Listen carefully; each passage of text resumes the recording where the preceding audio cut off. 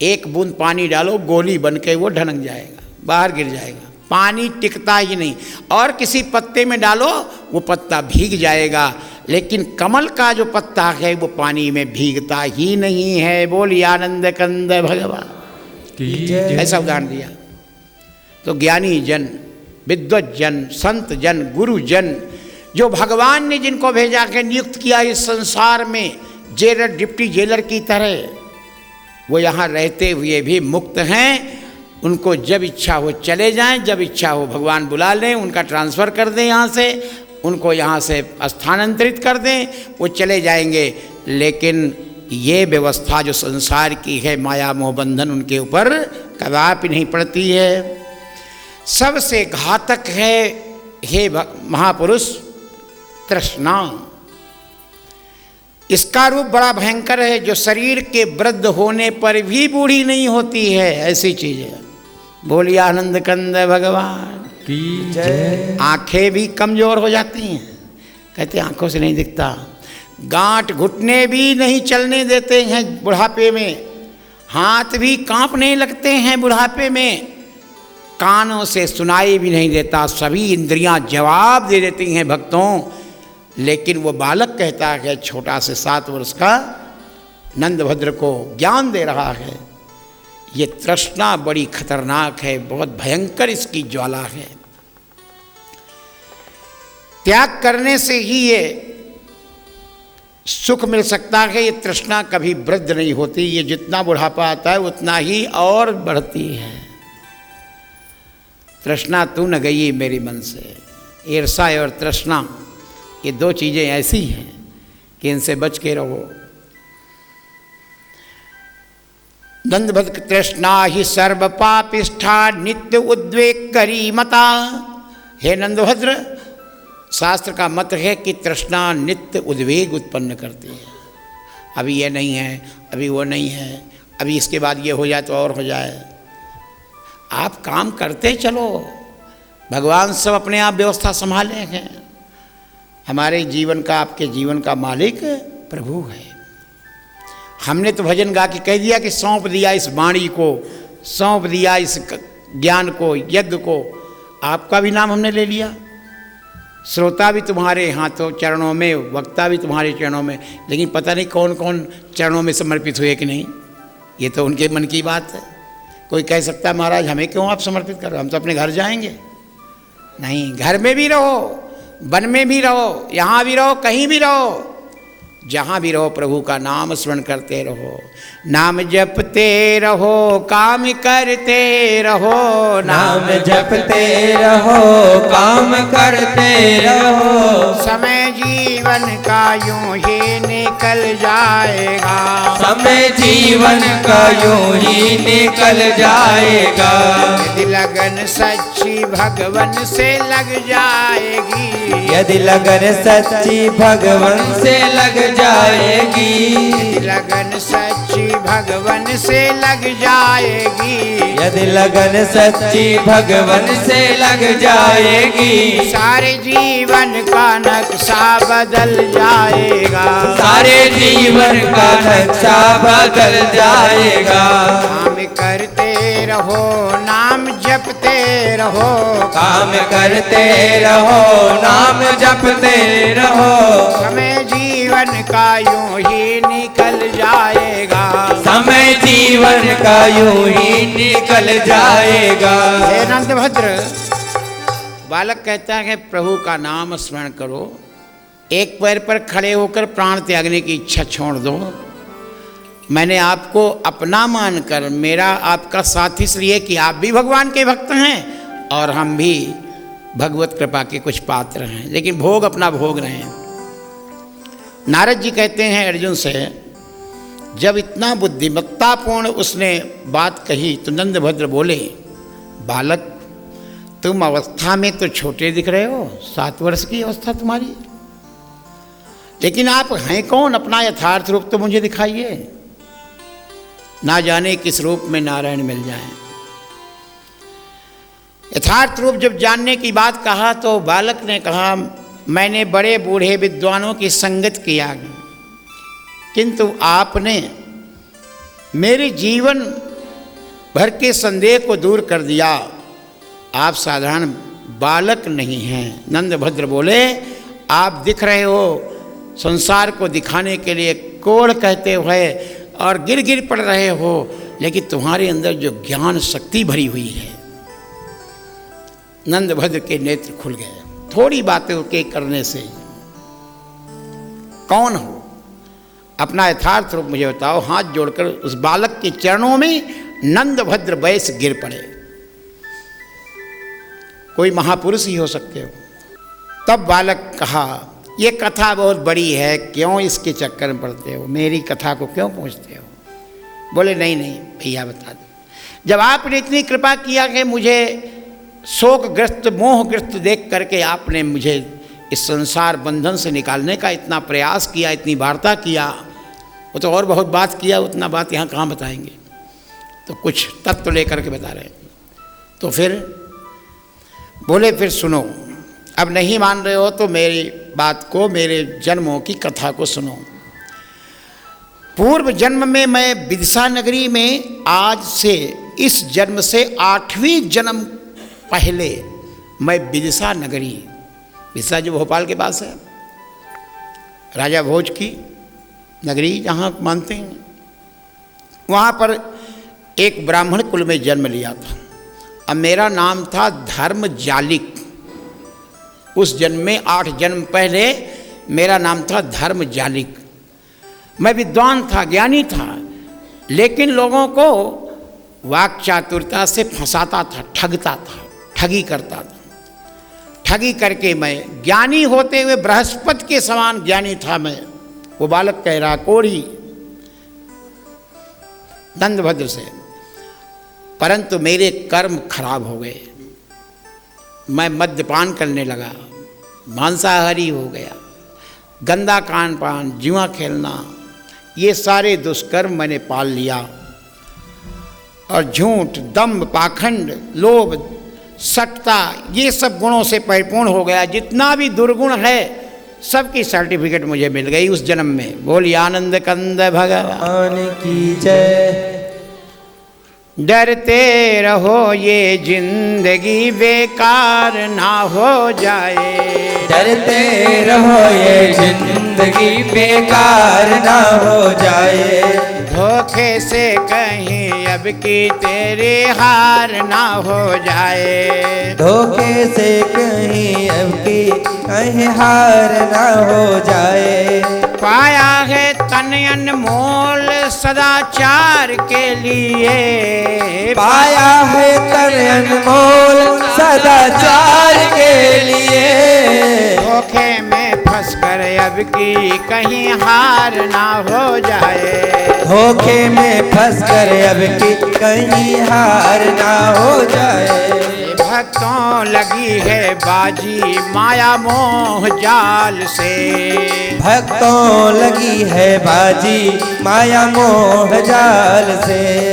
भक्तों लगी है बाजी माया मोह जाल से, भक्तों लगी है बाजी माया मोह जाल से। ऐसे मोह जाल में धर्मजालिक मेरा नाम करण कर दिया लोगों ने।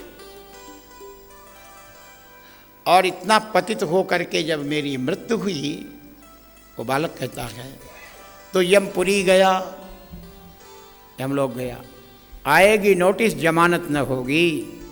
अब पल्ले अगर कुछ अमानत न होगी, हो करके कैद तुमको जाना पड़ेगा। अरे मन मुसाफिर निकलना पड़ेगा।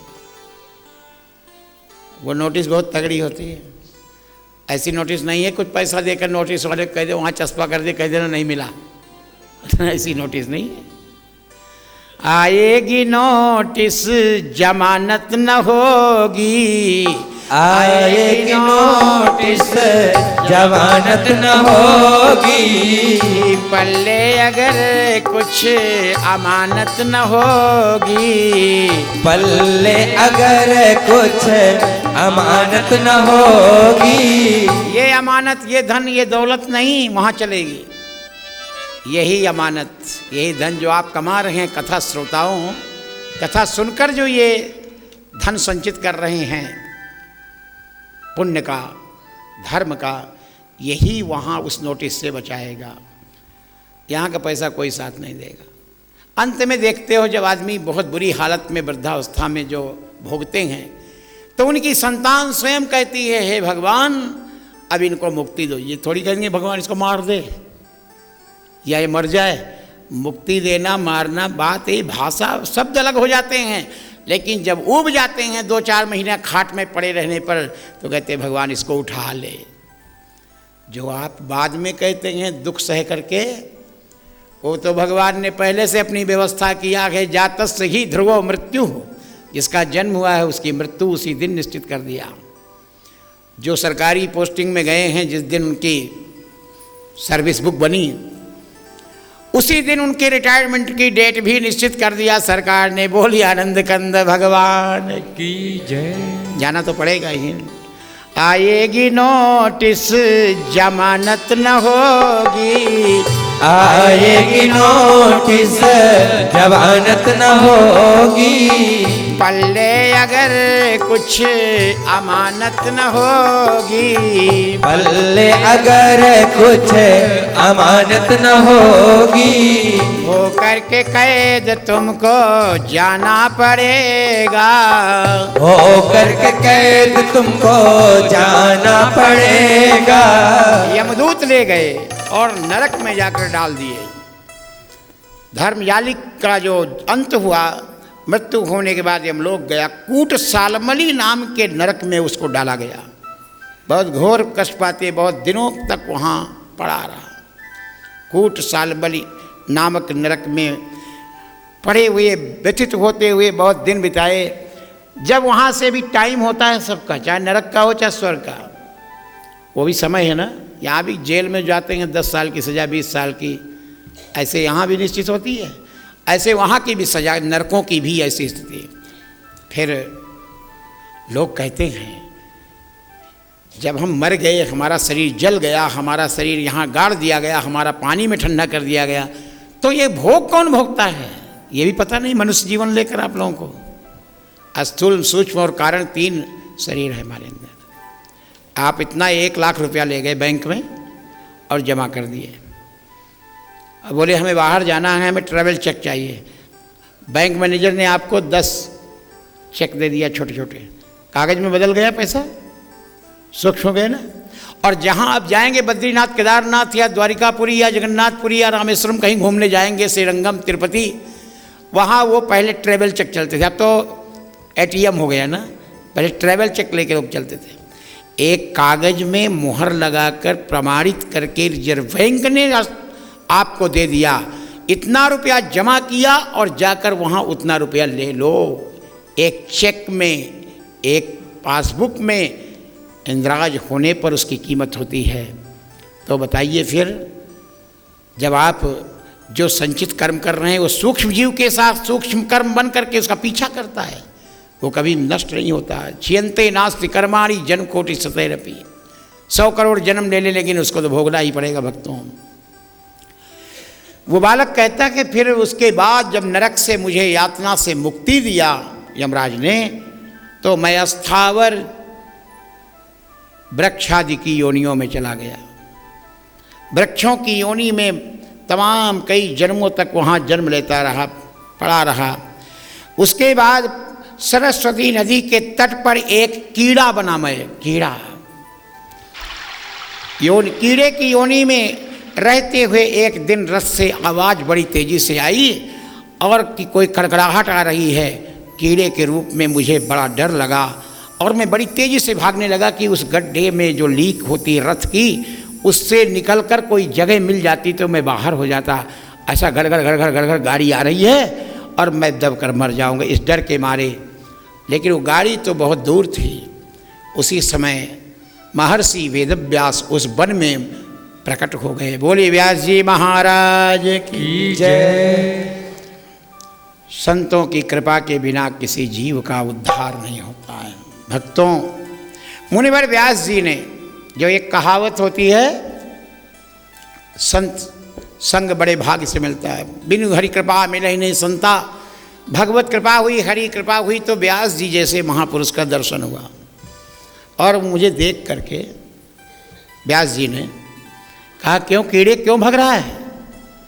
बोले महाराज गाड़ी आ रही है उसी भय से भाग रहा हूँ। तो ये कीड़े की योनि से मुक्ति मिल जाएगी तुझे, गाड़ी में दब के मर जाना, जल्दी से इस योनि से छुटकारा मिले, कौन अच्छे योनि है? बोले मैं इसलिए नहीं भाग रहा हूँ, बचने के लिए और अन्य पतित योनियों में न चला जाऊं, इससे अब नीचे घटिया योनि में न चला जाऊं, कहीं नाली का कीड़ा ना बन जाऊं मैं। आज तो मैं यहाँ धूल का कीड़ा बना हूँ, कहीं नाली का कीड़ा ना बन जाऊं, इसलिए मैं भाग रहा हूँ। व्यास जी ने मुझे देखा और मेरे को सांत्वना दिया, तू वे सभी जीवों को जानते हैं, सभी की भाषा को जानते हैं, त्रिकालदर्शी महापुरुष हैं। अब व्यास जी मुझसे बोले कीटे, हे कीट तू चिंता मत कर, इस योनि से छुटकारा तुझे जल्दी मिल जाए। अब मेरी बुद्धि जागृत हो गई, केवल एक घड़ी एक पल व्यास जी के वार्ता करने से, दर्शन करने से। बोलिए आनंद कंद भगवान की जय। व्यास जी के चरणों में जाकर मैं कीड़े के रूप में जाकर उनके अंगूठे में लिपट करके, और जो भी मेरे भाव थे वो समझ गए, अंतर्यामी थे। व्यास जी ने कहा कीड़े, हे कीट चिंता मत कर, तू पतित होकर जो धर्मजालिक ब्राह्मण था विदिशा नगरी में और नरकगामी हो गया, कोई बात नहीं। कभी तो तूने भगवान की आराधना किया? मैं व्यास प्रतिज्ञा करता हूँ तुझे अभी और कई जन्म लेना पड़ेगा, भोग तो भोगना पड़ेगा, लेकिन मैं तेरा पीछा करूँगा, तेरे पीछे रहूँगा और तुझे संभालता जाऊँगा जब तक तुझे ब्राह्मण कुल में, ऋषि कुल में ना पहुँचा दिया। मेरा व्यास नाम नहीं, मैं महर्षि व्यास नहीं। पारस में अरु संत में और बड़ो अंतरो जान, अब वो लोहा कंचन करें, यह करें आप समान। ये जो कहावत है, एक घड़ी आधी घड़ी अवाधियों में पुनियाद, तुलसी संगत साधु की कटे कोटि अपराध। अब तो उनकी कृपा मुझे मिल गई। वो बालक ही बखान कर रहा है जो कोढ़ी था नंदभद्र से। सभी योनियों में छुटकारा दिलाने के लिए ठान लिया महर्षि व्यास जी ने। उनके जाने के बाद मैं उसी लीक पर चलता रहा, बैलगाड़ी रथ आया और मैं दबकर उसमें मृत्यु को मेरी प्राप्त हो गया। फिर अगला जन्म कौए का मिला। कौआ, सियार, गीदड़, लोमड़ी, जो जो योनियों में मैं और घूमता भटकता रहा, लेकिन व्यास जी की कृपा से अब मुझे पूर्ण ज्ञान हर योनियों में रहने लगा। और जब मैं कौआ बना तो व्यास जी वहाँ भी एक बार पहुँच गए। ए कौए, ध्यान है, पहले मिले थे, गंदी जगह मत जाना, चुपचाप रहकर ये शरीर को किसी तरह से निर्वाह करना, जो उच्छृंखल तेरी जाति सुजाति है वो उसमें मत पड़ना। वहाँ संभाला, सियार की योनि में, पशुओं की योनि में, अन्य अन्य जीवों की योनियों में जहाँ जहाँ मैं भटकता रहा वहाँ वहाँ व्यास जी पहुँच गए। फिर उनकी कृपा से मुझे मानव योनि मिली और मैं शूद्र कुल में जन्म लिया। व्यास जी वहाँ पहुँच गए। क्यों बेटा, पहचान है हमारी? बोले महाराज मैं आपको नहीं जानता। अरे इतने दिन से कल्याण कर रहे हैं, हमें भूल गए तुम? भूलते भटकते तो यही तो जिंदगी है। स्मृति पूर्व जन्म की तब आती है जब भगवत कृपा होती है, गुरु कृपा, आचार्य कृपा होती है। व्यास जी ने अपने कमंडल से मंत्र करके जल छीटा और मुझे दिव्य ज्ञान पूर्व जन्म का हो गया। महाराज महाराज, अरे महर्षि वेद व्यास जी, आपने मुझे कीड़े से यहाँ पहुँचा दिया और मैं जैसा अधम पापी आपको पहचानता नहीं। भगवान क्षमा करेंगे, गलती मेरी हो गई, मुझे ज्ञान नहीं, अज्ञानी को कोई ऐसा समय ला दीजिए कि जिससे मैं ज्ञान प्राप्त करने लायक बन जाऊँ। चलो भगवान राम का, नारायण का कीर्तन करते रहना और अपने स्वधर्म का पालन करना। फिर शूद्र के कुल में रहते हुए स्वधर्म का पालन करते हुए मृत्यु को प्राप्त हुआ। अगला जन्म मुझे वैश्य कुल में मिला। वहाँ भी व्यास जी महाराज पहुँच गए। बेटा पढ़ लिख लिए हो, बड़े हो गए हो, पहचानते हो मैं? नहीं महाराज, मैं आपको नहीं जानता। तो कुछ अच्छे कर्म करना। क्या कर्म करें? दुकान करना है, पिताजी की गद्दी संभालना है, कपड़ा बेचना है, सौदा बेचना है। कुछ परसेंटेज पिताजी लेते हैं, कुछ मैं बैठता हूँ 2-1% मैं भी बढ़ा के ले लेता हूँ अपने जेब खर्च के लिए। व्यास जी ने कहा मुझे नहीं जानता? बोले नहीं बाबा जी, आप चलिए, यहाँ मत मांगिए, यहाँ मत खड़े होइए। तब व्यास जी ने एक अंजलि जल मंत्र करके फिर छीटा। मेरे को दिव्य ज्ञान हुआ और मैं उनके चरणों में गिर पड़ा। महाराज, ये दुष्कर्म नहीं करूँगा, अब तो आप कृपा करो, किसी तरह छुटकारा दिलाइए। बोले कि जाओ, एकांत में मंत्र बताए, मंत्र जपते रहना। फिर वो वैश्य कुल में जीवन बिता करके अगला जन्म में क्षत्रिय कुल में पाया। वहाँ भी पहुँच गए। वहाँ मैं युवावस्था को प्राप्त राजकुमार बन करके राजा का एक जागीरदार का बेटा बना। तो वहाँ पर व्यास जी पहुँचे। बोले ये क्या करने जा रहा है? बोले शिकार करने। अरे मूर्ख, जीवों की हत्या महान पाप है, ये दुष्कर्म को छोड़ दे। बोले चलिए दूसरे को उपदेश दीजिए आप।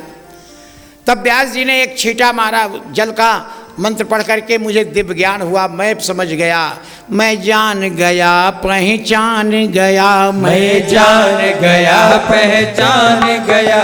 मिल गए प्रभु मैं मान गया, मिल गए प्रभु मैं मान गया, मिल गए प्रभु मैं मान गया, मिल गए प्रभु मैं मान गया, मिल गए गुरु मैं मान गया, मिल गए गुरु मैं मान गया।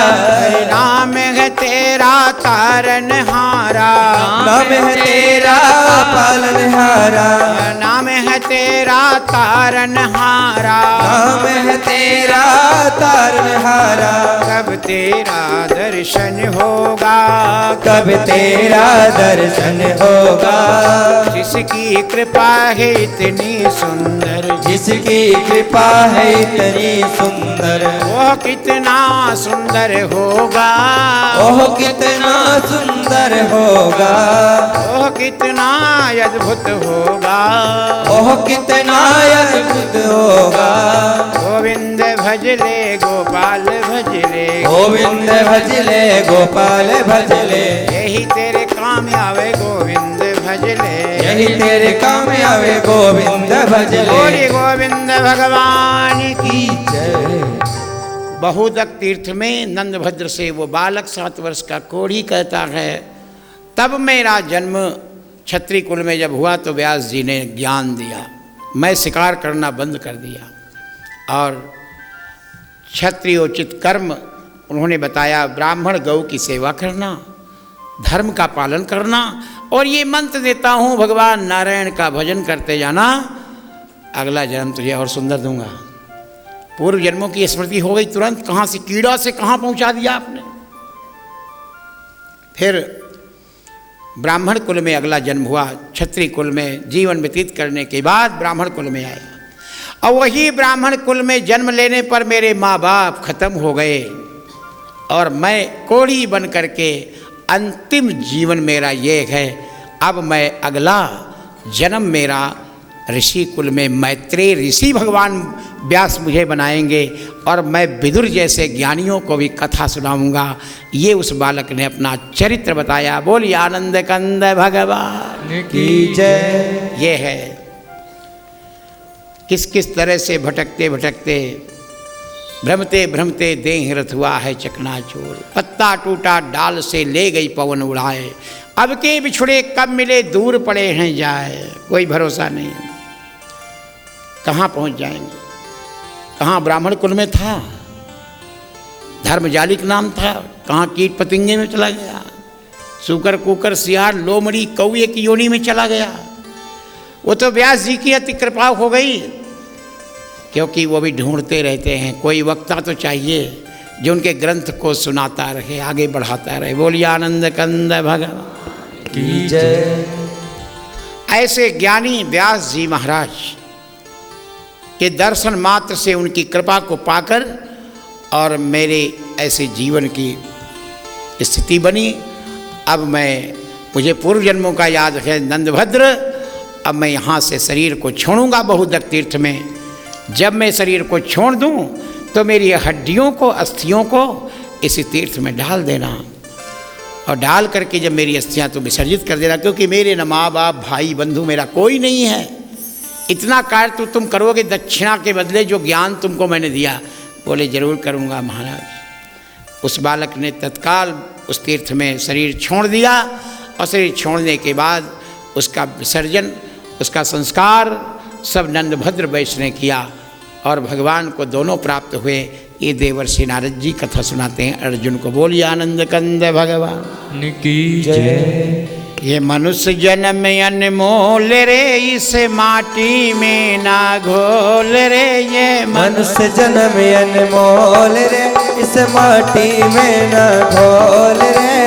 अब तो मिला है फिर न मिलेगा, कभी नहीं कभी नहीं कभी नहीं। अब तो मिला है फिर न मिलेगा, कभी नहीं कभी नहीं कभी नहीं। बुलबुला है पानी का, तू बुलबुला है पानी का, मत कर जोर जवानी का। तू बुलबुला है पानी का, मत कर जोर जवानी का। तू बुलबुला है पानी का, तू बुलबुला है पानी का, मत कर जोर जवानी का। मत कर जोर जवानी का। एक कमाई कर ले रे बंदे, पता नहीं जिंदगानी का। एक कमाई करे रे बंदे, पता नहीं जिंदगानी का। सबसे मीठा बोल रे, इस माटी में ना घोल रे। सबसे मीठा बोल रे, इस माटी में ना घोल रे। अब तो मिला है फिर न मिलेगा, कभी नहीं कभी नहीं कभी नहीं। अब तो मिला है फिर न मिलेगा, कभी नहीं कभी नहीं कभी नहीं।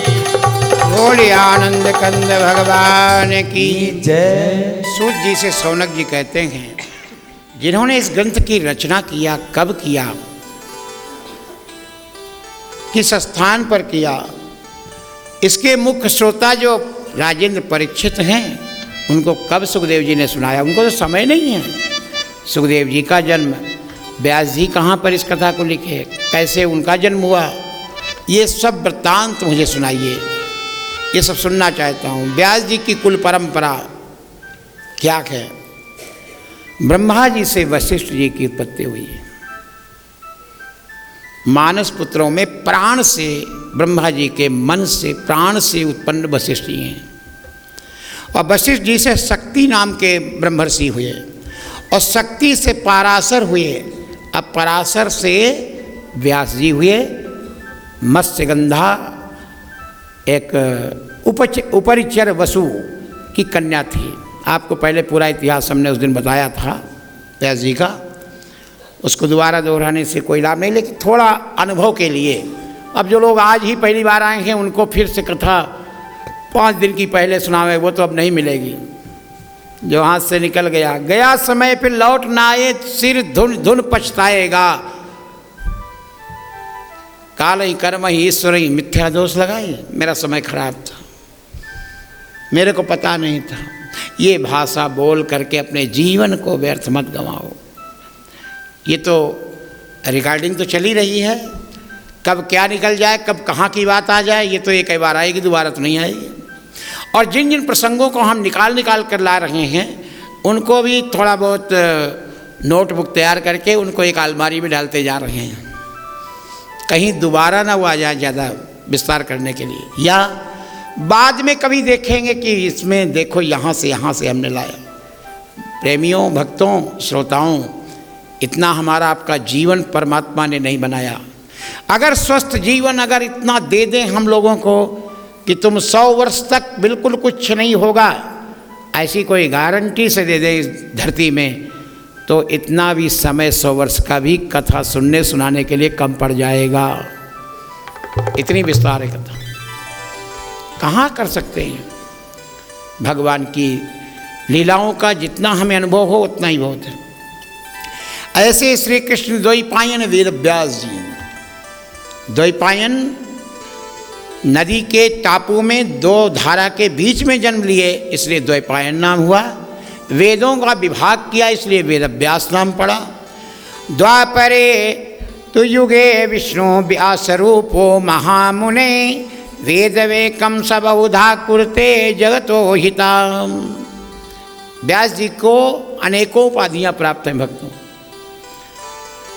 तपोनिष्ठ, मुनि, ऋषि, दार्शनिक, योगी, श्रेष्ठ कवि, युग निर्माता, इन नामों से व्यास जी का नाम भागवत में, महाभारत में, पद्म पुराण में, संहिताओं में, सर्वत्र इन नामों से मिलता है। इनका अनुभव होता है। इनको ये उपाधियाँ जो यहाँ महापुरुषों ने, देवताओं ने दे दिया, वो स्वीकार कर लिया। आजकल के लोग 4.5 लिखते हैं, 6 विषय के आचार्य। कोई कहता है मैं 3 विषय में किया हूँ।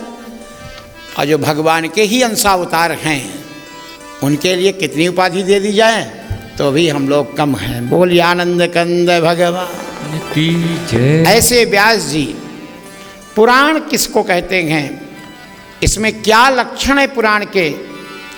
सर्गश्च प्रतिसर्गश्चा वसो मनंतराणि च वंशानुचरितं चैव पुराणं पंचलक्षणम। हे ऋषियों, जिसमें सर्ग ईश्वर कृत सृष्टि, प्रतिसर्ग पुनः कार्य सृष्टि और लय देवताओं एवं पितरों की वंशावली, समस्त मनवंतरों का किस युग में कौन मनु हुआ, कब तक उसका अधिकार रहा, तथा उनका वंशानुचरित सूर्य, चंद्र और राजवंश, इनमें उत्पन्न होने वाले राजाओं का संक्षिप्त जहाँ परिचय होता है, उसी को कहते हैं पुराण। पुराण पुराणे ही कथा दिव्या आदिवंशा च धीमताम कथ्यते ये पुराणास्मि पुरास्मद्भिः श्रुत पूर्वम पितुस्तव। ये महर्षि वेदव्यास जी के द्वारा ज्ञान को मैंने प्राप्त किया, वो आपको सुनाता हूँ। शौनक जी कहते हैं पुराणों में दिव्य कथाओं एवं परम बुद्धिमानों के व्यक्तियों के आदि वंशों का भी वर्णन है। इसीलिए सूत जी कहते हैं पुरा नीयते इति पुराणम। जो पुरानी पुरानी वंशावली चरित्रों को, वंशजों को ढूंढ ढूंढ करके उन्होंने लेखन किया है, इसलिए इसका नाम पुराण है।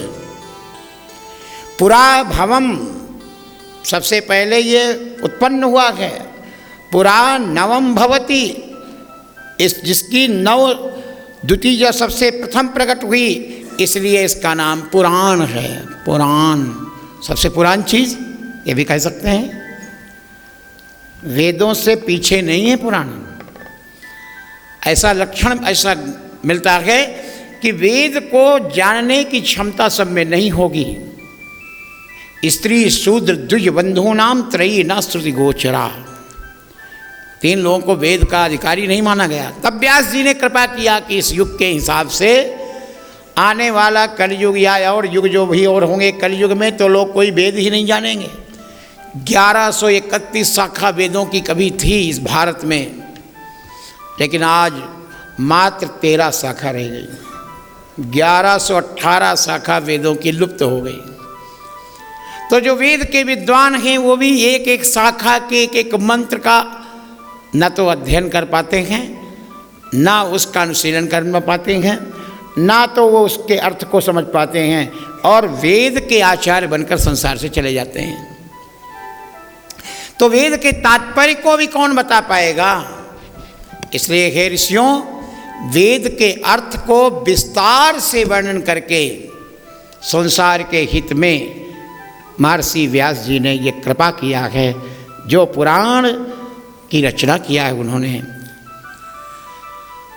और सबसे विशेषता, व्यास जी एक बार सरोवर में स्नान कर रहे थे।